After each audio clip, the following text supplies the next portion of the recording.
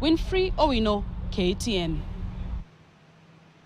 To some good news now, and don't we all need that, where students at the University of Nairobi living in campus hostels have a reason to smile after the university slashed its steep hostel fees.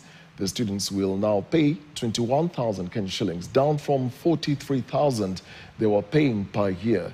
The decision follows lengthy deliberations between the university and students' leadership.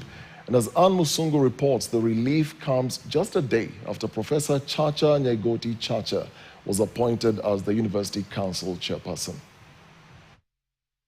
University of Nairobi students can finally breathe a sigh of relief after the institution yielded to pressure from the student leaders and slashed hostel fees by nearly 50%. In a memo by the Vice-Chancellor, Professor Hutchinson, the new rates are now 21,500 for a single room and 50,500 for double occupancy. The high cost of hostels had driven some students to live outside the university halls. The students were uncomfortable with the high fees, which included paying them upfront. Alois Obado, a student at UoN Kenya Science Campus, is doing education course physics and chemistry option. He opted for a single room costing 4,000 shillings, which is way cheaper per month around Ngando area, which is among the most popular area for students considering its proximity. Cost of accommodation in University of Nairobi is very high, and so it's become very difficult to afford a quality education with high cost of living expenses. The situation is not different for Jane, a fellow student at the Kenya Science Campus who shares a room to split the 4,000 rent, still a stretch for her budget. On top of that, she has to dig deep into her pockets for daily transport to campus.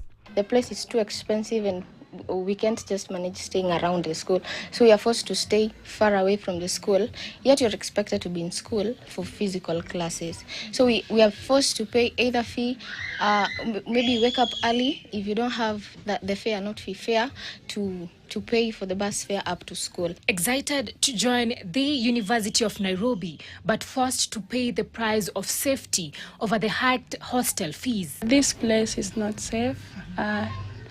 There is a time I lost my phone just because some goons, I was beaten up by some just men and they picked my phone, everything that I had at that time.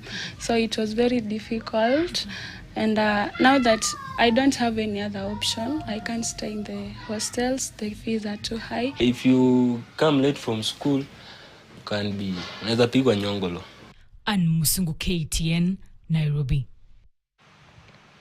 Well, it's time now to take our first break. We'll be back with more stories. And remember, this week is World Breastfeeding Week. We've got a story for you.